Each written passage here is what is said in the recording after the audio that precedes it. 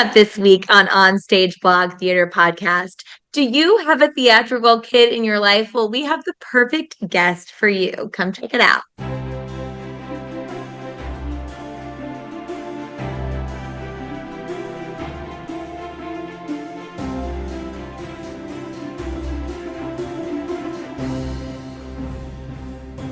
I'm Jacqueline Collier, and welcome to OnStage Blog Podcast. And Rachel Wagner is here. How's it going, Rachel? Hi.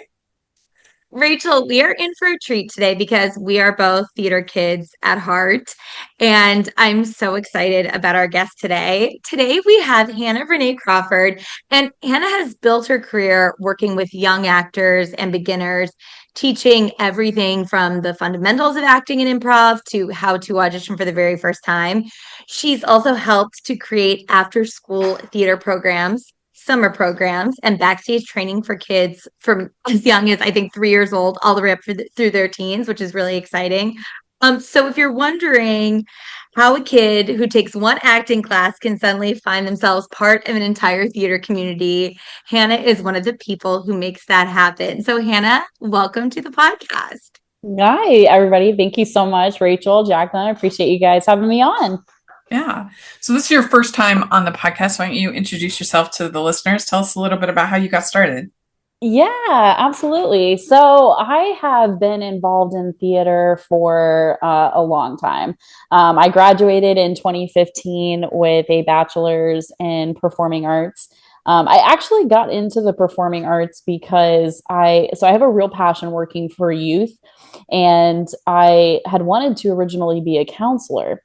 And I started out doing that, and I quickly found it wasn't for me. It takes a huge emotional toll, and I was like, I need to find something else that I can do where I can work with youth to help make a difference. And that's where I landed in the performing arts, which I have just completely loved since I've started. When I graduated, I moved back to my hometown and worked with a lot of youth theater programs. And then from then on there, I went to be a theater director for a performing arts center in Volusia County. And then I was the creative director over the programs. So just really building the program up from start to finish. Due to COVID, unfortunately, the performing arts did shut down. It was terrible, and it affected, our whole community. But I was happy to continue to stay engaged with other theater programs and things like that. So I'm just real excited. I started writing out for OnStage Blog a few years ago. And so I've just loved seeing the progression and everything that's gone, on there. And I was excited for the opportunity to jump on the podcast. Yeah, it's been really great to read your insights on the blog and now to get to talk to you live. And it feels like in person. I mean, we can see you. So it's the second best thing to actually being in real life. Yeah. I'm curious, Hannah, you've helped build these full theater programs. How does something like that grow from a single class? Yeah. So when I started out working with that performing arts, they literally had one class, and it was called acting class. As I started, you really have to divide up acting classes with kids. You can't take, and a lot of the problems with a lot of community theaters, obviously, that don't have a lot of money. It's just a one-stop shop. It's like, hey, let's have one class and let's have all the kids in that one class. There's, different levels of the expertise of the kids that are involved. And then you've got kids too that are involved in theater, but don't want to act at all. And so I have a real passion for the backstage, so outside of like teaching acting, if I am ever doing a show, I love directing. I love stage managing, assistant stage managing. Like, I like being behind the scenes. So for those kids in my classes that, were mortified at the thought of getting up on stage, it was, opportunity for each classes. So that's, I just kind of, I had kids that they were just there for the fun. They were there to be goofy. They were there to learn about theater, but they didn't want to be in a play, so that was a great opportunity to open improv classes. But then I had theater students that wanted to take acting seriously. So then I was able to start, acting 101 and acting 201 classes. It just kind of built from there. One of the things that I always encourage theater directors, focus on one thing. First year that I started, I didn't have like 8 classes. I had 2. And then the next semester I had 2 more. And then the summer I was able to add 2 more, so you don't have to look at the big picture and feel overwhelmed like, oh my God, I got to do all of this tomorrow. You don't. It's a slow progression. But then one day you're looking back and you're like, wow, I can't believe we ever just had one program. Were you working in high school or middle school, or what age were you working with? Yeah, so I was working with anywhere from the ages of 3 to 17. Yeah, so I did a lot of like after school programs. So what they would do is that they would sign up with classes. They would come to the Performing Arts Center after school was over. So we had some that were like 4 to like 6 p.m. And then we had, later students, a lot of like my teenage students, I had from like 5 to 7. And then there were, like our theater classes that we would have from like 6 to 8 p.m. So we just divided it based on like, age group and, things like that. Do you work with other teachers at the school, like the choir teacher, the band teacher, things like that? Or is it pretty self-sustaining? Yeah, pretty self-sustaining. So it was a performing arts center that was separate from the schools. Okay. And so we would have like a dedicated like acting department, dedicated music, and dedicated dance. Every year we would collaborate where we would have all students come together for recitals, and then end of the year like theatrical shows and things like that, where we were able to collaborate, interdepartmental. Mm-hmm. If you were telling a kid is walking into their first acting class for the first time and they've never done theater before, where do you even start? They're like, I don't even know what this is. Yeah, so I am a big fan and a big proponent of fundamentals. I think that, I don't even think it's like beginner students. I think it's like people who have been in theater for like a decade or two. And you ask them stage fundamental questions and they don't know, you know what I'm saying? And it's so important to ingrain that in. But also it's making it fun for the kids. And I have found one of the biggest ways to make theater fun for kids is improv. What kid does not like improv? What kid does not like the opportunity to get on stage and it's like, all right, take over, so that was the biggest thing. Obviously I wouldn't have improv in every class, but to, break up beginning warm-ups and things like that, there were times that, I would have a small game or something, so that you feel comfortable, they could loosen up. One of the biggest things too is them seeing their teacher on stage doing it. Sometimes we get too comfortable when we're teaching classes, sitting down and not getting up. When I was in school, we had this professor, and his name was Dr. Webb, and he had a really bad leg. And so he had a cane. One of the things that he was trying to teach in the class, when you're on stage, there are moments that you have to be okay with making a fool of yourself. You have to. And he's like, this is the class where I want everyone, like, you have to be willing to make funny sounds. You have to be willing to make funny faces, to do things out of the ordinary, because when it comes to improv, that's what you're going to do. He threw his cane on the ground, laid down, and just started flailing. Like, our whole class was like, what are you doing? It was the most random thing, but I've never forgotten it.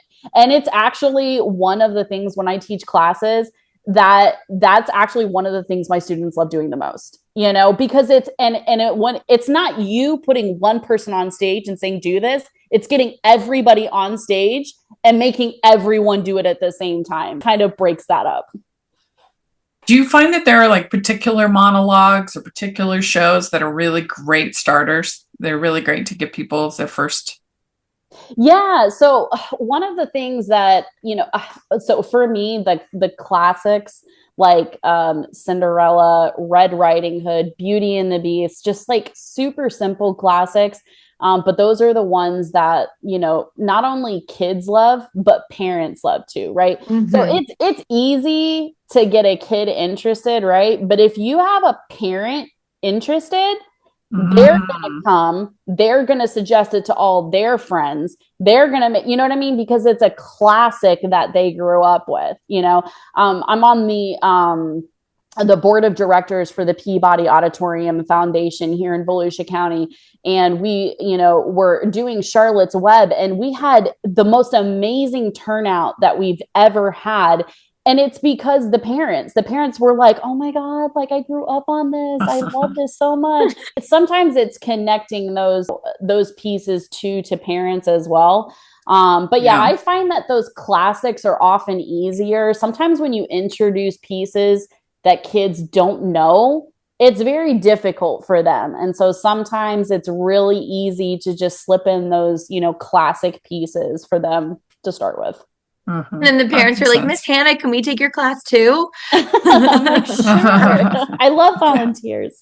Yeah.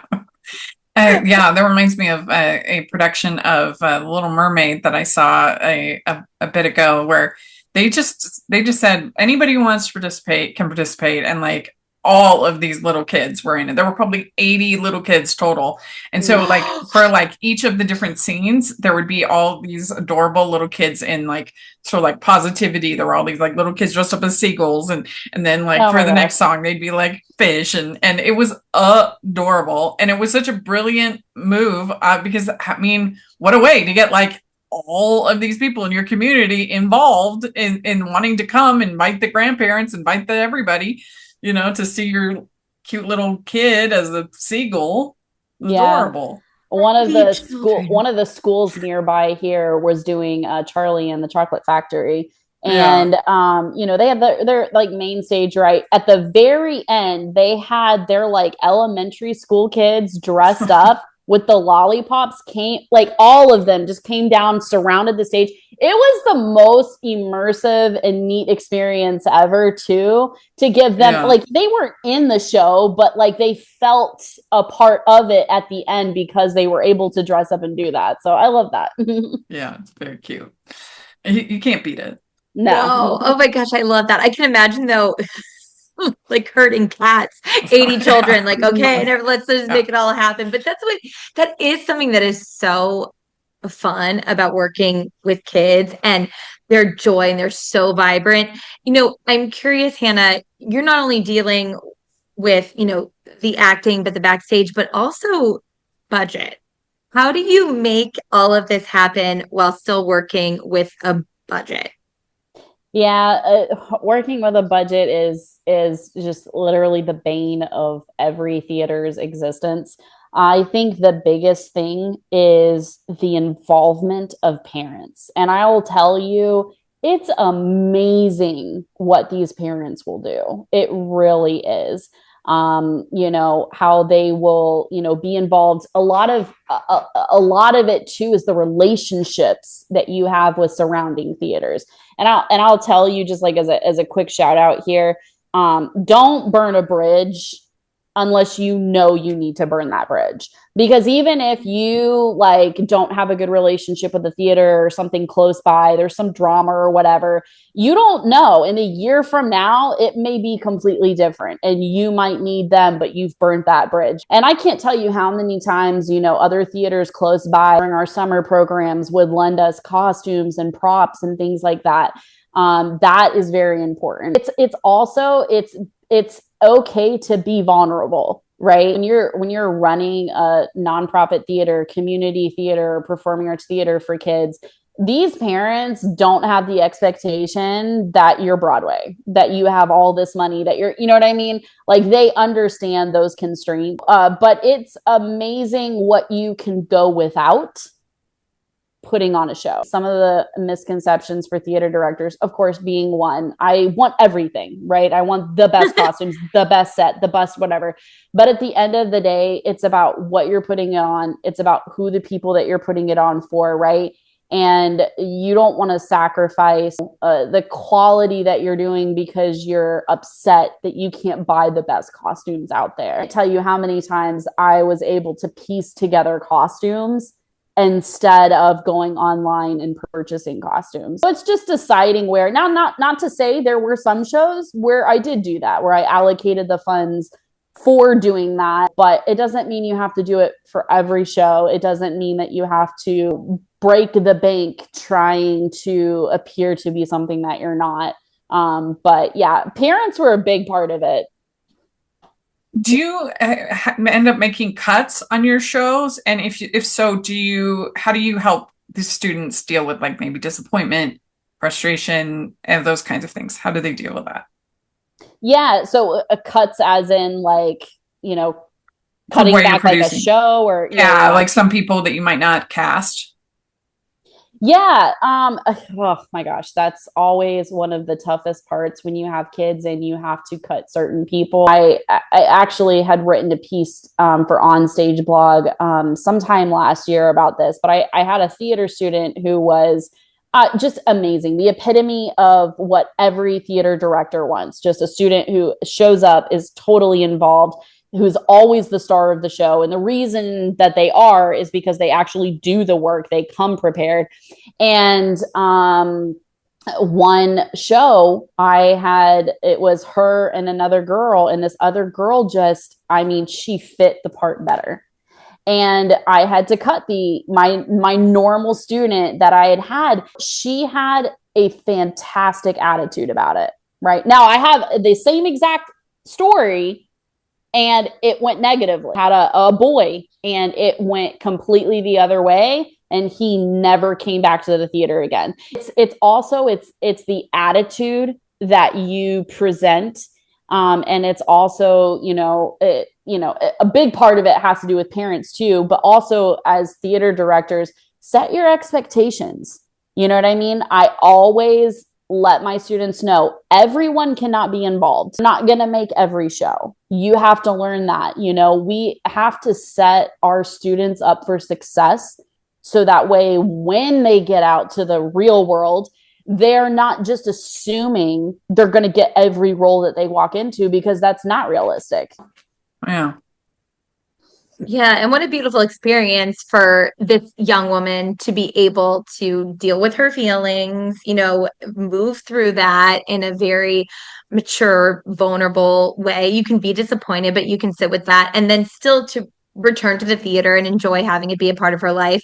And then also for the young man that it wasn't quite that way, it's like, okay, well, that also tells him something about where he's at in his life, and maybe this is not something that he wants to be involved in. So I think that's really admirable that you're handling it with such care and integrity, because it's hard with kids, because of course we don't want to disappoint them. Correct. Yeah, you don't want to disappoint them, but I think that there's a fine line between, we don't want kids to feel like they're being given everything, because that doesn't serve them well down the line. We want to encourage them to stay in theater, encourage them that they have a place. Now, I will tell you, there's always a place in theater. If you don't make that role that you wanted, that's okay. There's another place for you in the show, and I would always make sure that my students know that you may not have gotten Little Red Riding Hood that you wanted to be, but you can participate in some other way. It may not be on stage, but there's still some way for you to be involved. Yeah. Yeah. And they might end up realizing, oh, I like that too. Or I like that. That's another thing that I actually, maybe I'm good at. Maybe I'm good at doing lighting or good, whatever. Yeah, exactly, Rachel. Like, I think that, that happened to me several times in college. And sometimes it'd be like, oh, I love doing dramaturgy and I love doing research. And then one time when I was a stage manager, it was like, oh, I'm really bad at this. But it made me really not only appreciate my stage managers more, because it certainly did. And I always had a lot of respect for what they did. But it also really gives you an idea of the process as a whole. So if you really want to do this as a career, or even if you just want a broader understanding of it in a holistic sense, getting to do all these different jobs and experience all these different aspects of theater is so important, and it's fun, and you're meeting different people when you do it. Yeah, absolutely. And I understand, I'm a big advocate for backstage. I understand it's not for everyone.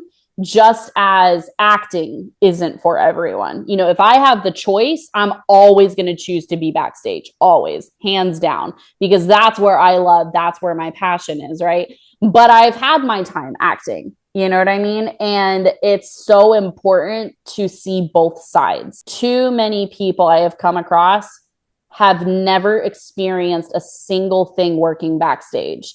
And that doesn't benefit actors. And it also doesn't benefit backstage crew to not have the experience of what it's like to act either. It's so important to be able to have that where you know what the other is doing. Yeah, yeah, it really is. And it's like, it really makes you feel like a more cohesive company, and the collaboration feels even more satisfying, I feel Yeah. like. Um, why do you think, I'm curious because I coach kids and teach kids as well. And, you know, it's very interesting. I have some kids on the professional track and other kids that do it more for fun. Um, what would you tell kids or tell parents for why kids should participate in theater, even if they don't think it's something that they will do professionally? Yeah, so it's actually a great question. I actually did not want to be in theater to help students get a professional career. That is not why I was in it. I was in it for the students who were like me, who had really grown up with a tough time of feeling like I had no place where I fit in, no Mhm. place that I belonged. And I know, like, as soon as people hear that, like, that's like every theater kid's like, you know, I didn't have a home. Now I do, right? But as funny as it is, it's actually very true. And I can't tell you how many kids needed that place to be able to call home, to be able to do.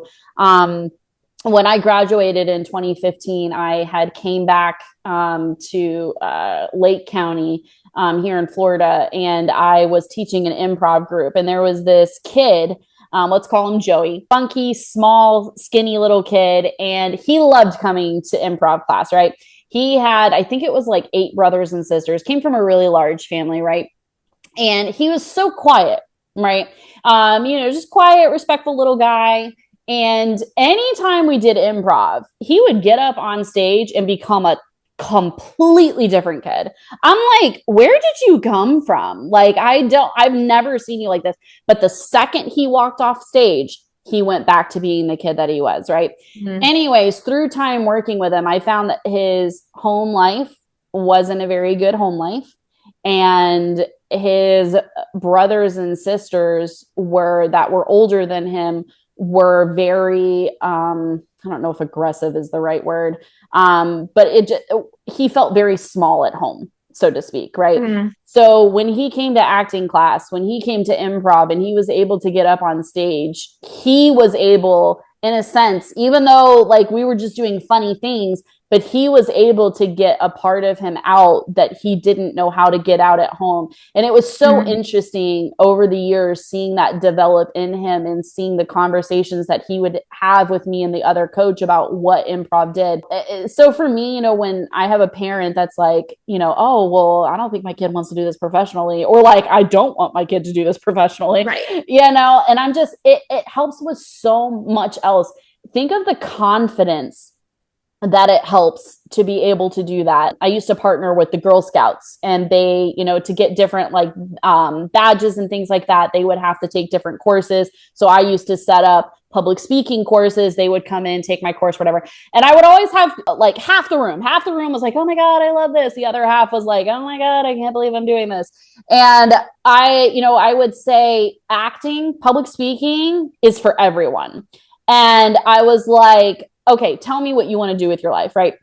And so then this girl was like, well, acting and public speaking won't do anything for me because I just want to be a nanny. And I was like, okay, great. I was like, well, how about that interview you're going to do? And she just kind of like paused. And I was like, that's public speaking. That's you being able to convey. And being in an acting class, obviously, we're not doing interview style, right? But that confidence that you have speaking in front of somebody else, knowing how to make eye contact, knowing how to present your body is very much so a very big deal part of that. So that's something that I always share with parents too. Mhm. It's not just for wanting a professional career.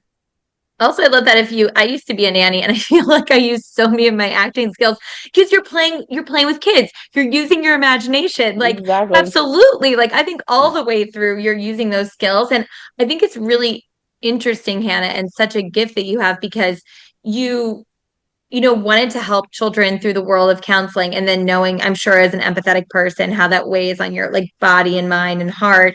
But now you're helping kids just in a different way. And I think that's really incredible. Yeah, no, it's definitely something I have a passion for. So, I wanted to give, I'm very much a talker, big time, right? I'm one of those people that's like, oh, talking solves everything, right? Sometimes talking doesn't solve everything. You know what I mean? And I feel like as a teenager who grew up, who felt like she was talking about what she was feeling about over and over and over and over and over again, and nothing ever changed. Sometimes you need that distraction. Sometimes you need that place that you feel like you make a difference, where you feel like you have a home. And that's, what theater does for so many kids. And I love being able to see that. I think you can learn so many life skills taking an acting class that literally has nothing to do with acting, but it has so many things that it can teach you life skill wise.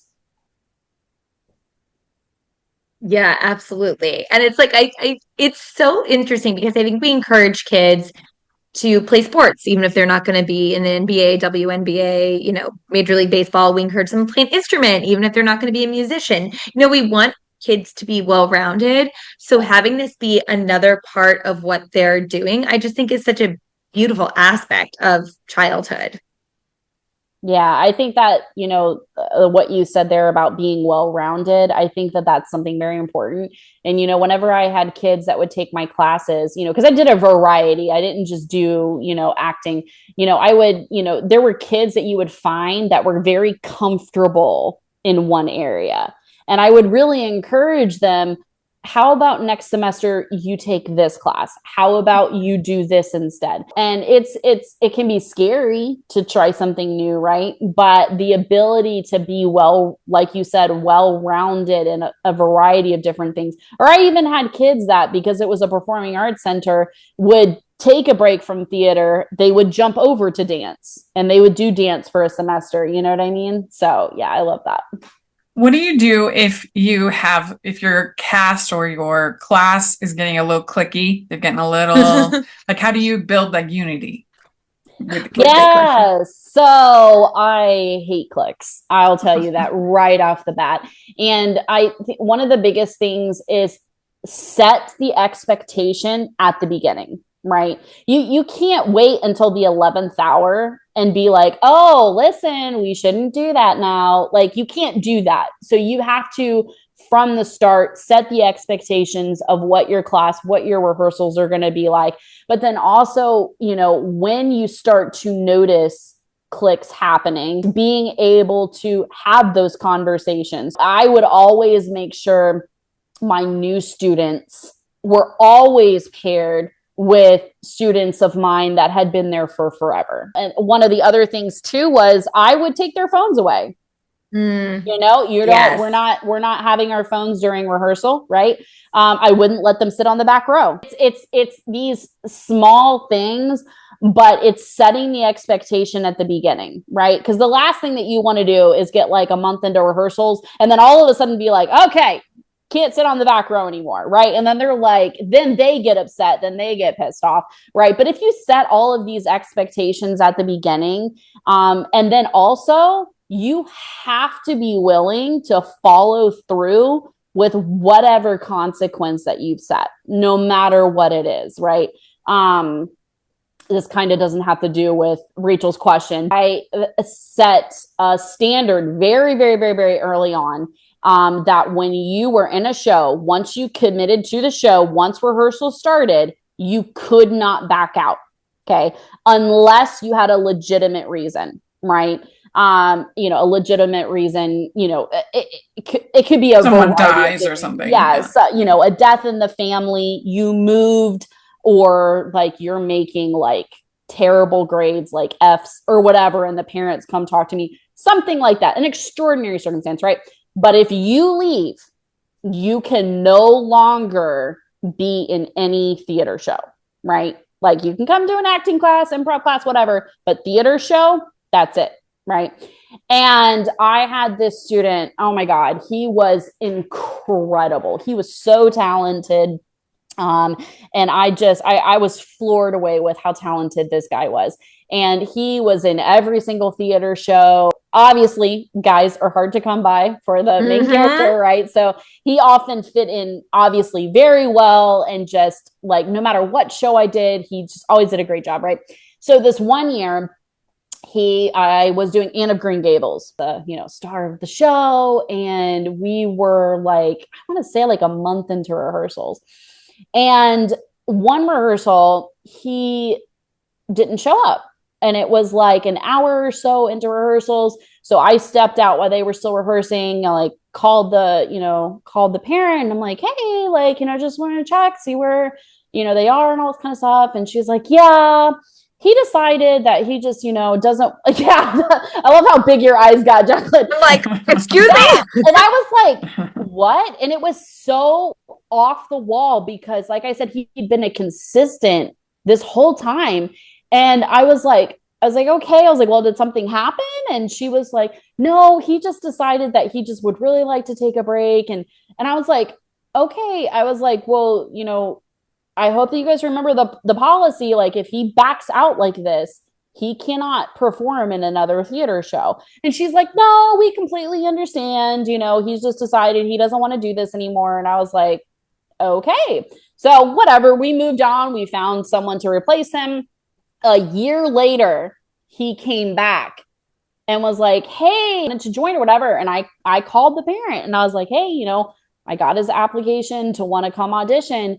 And I was like, hey, that conversation that we had a year ago, I stand by that. It was a whole thing. The parent blew up. The parent, was pissed off.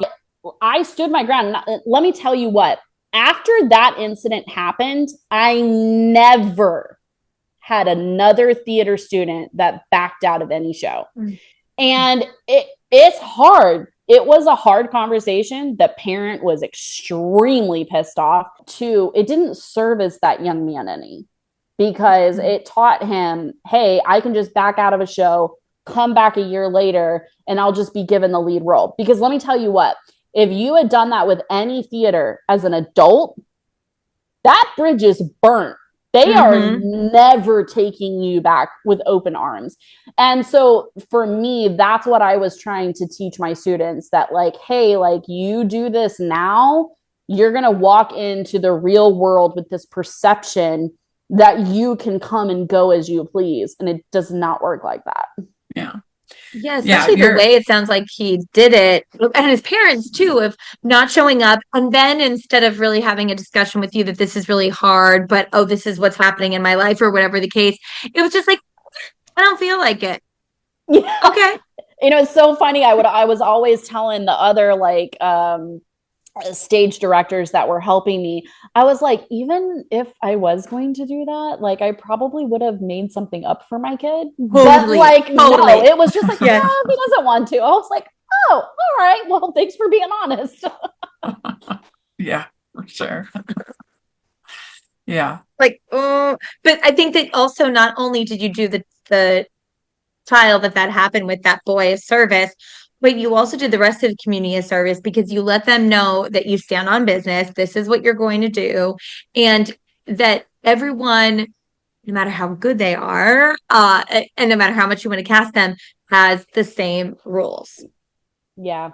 And I think that the things that it's so funny. And I know the reason why they were so shocked and pissed is because he was the lead role every single time. And it is because we didn't have like any other options, right? But it's when you start making exceptions for the talented actors, and you don't make those exceptions for the others, that's when click starts happening. That's when drama starts happening. That's when issues, and you have to have the same standard for everyone. And I always would make that clear with my students. I don't care if this is the first time you've taken my class or if you have been in my class since you've been 3 years old. The same standard. The same standard applies. Mm-hmm. How much do you weigh into like past experience with your company, like with your classes? Like, for instance, if you're casting a show and there's 2 people, one is a freshman and one is a senior, would you always give the senior the part? It really depends on what they had done previously, how often that they had performed or not, that they were good for the role or not. The one example of the girl that I was sharing you with, there was one show that she did where between her and another actress, it was literally like, it was so even, like it could go either way. Right. But for me, the girl that I ended up picking was never given a chance. She had never had a lead role. And so I was like, it's time. It's not to say that the girl that was, well, experienced with lead roles couldn't have done it. You know what I mean? And she was a few years older, but sometimes as theater directors, you have to take a chance. And it's scary because it's like, oh, if I had just picked the other one, right?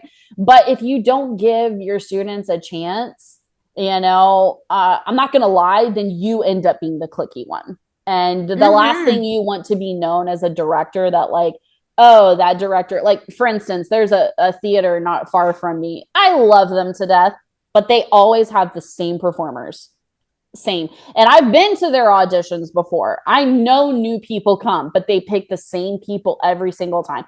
And I get working in theater, you have your people, right? Your people that you trust, your people that will show up. But if you don't give new people and new artists a chance, you're doing yourself a disservice. You're doing the community, if I'm not going to lie, a disservice as well, So it really depends. Yeah, well, and you end up with only one point of view. Yeah. And so, you don't have, a more diverse, just in personalities, not even in, ethnicities and, just different points of view if you don't go out of your like little circle. Yeah. It's that student actually, it was the Grinch. And so she wasn't Cindy Lou Who, right? And she was just one of the townspeople, right? And she had such a good attitude and she was able to learn. It's so hard for actors and actresses that have a very confident and commanding presence, right? They're fantastic for lead roles, right? Because they know how to take charge. They know how to write. But when you give that person take a step back, you're just one of the townspeople, that can be very difficult for them to learn that like, hey, I'm not the star of the show. Hey, this is me learning how to compliment the lead actor, the lead actress. This isn't me trying to take the spotlight, right? And she grew so much in that show. And it's so funny because she wasn't even the lead role, but it's what she needed, right? And so we have to think of that too as theater directors too, that it's you're not just helping the lead roles learn. Yeah. And they're getting a different social experience too, because they're getting to be a part of an ensemble, and that's really fun too. So I love that you pointed that out too, that you can grow in so many different ways when you do that. Oh yeah, for sure. Well, Hannah, thank you so much for coming with talking with us. This was so interesting to hear your perspective. And I guess, do you have any closing thoughts that you would say to theater kids out there to get involved? Yeah. So I would say, if you're a theater kid, you're listening to this podcast, or you're a parent listening to this podcast, you don't know unless you try, right? So give it a shot, see if it's something you like. If you're really nervous and you don't know where to start, my suggestion, start off with an improv class. It's you're going to be laughing the whole time. It's a great way to just break into theater. No need to feel nervous about auditioning, being in a big show, committing to this whole, but just join an improv class. Very good. Well, do you have any social media or anything like that you want to share? Or... Yeah. So I am on Facebook and Instagram. I'm happy to connect with anyone. I like to use my full name, Hannah Renee Crawford. I just like everyone to know who I am. So you're It's a great name. It's a having, great name. yeah. Happy to connect with anyone. Right. Well, we'll have all that information in the description. People can definitely follow you. And thanks again. We really appreciate it. Awesome. Thanks, Rachel. Thanks, Hannah. Jacqueline. I'd like to thank Hannah for coming on and talking with us. This was so much fun to get to talk with her. Definitely check her out on social media and let us know what you think about all the different things we talked about. We'd love to hear that in the comments section. And make sure that you're following OnStage Blog all over the place. And we have basically daily articles, some of them written by Hannah, on the site. So you definitely want to make sure that you're following on the newsletter and all of that. Please check that all out. And Jax, where can people follow you? Jacqueline Collier on Instagram. Great. And you can follow me at Rachel's Reviews all over the place and at rachelsreviewstheater.com. Definitely check that out. And thanks again to Hannah. We really appreciate it. And we'll talk to y'all later. Bye. Bye.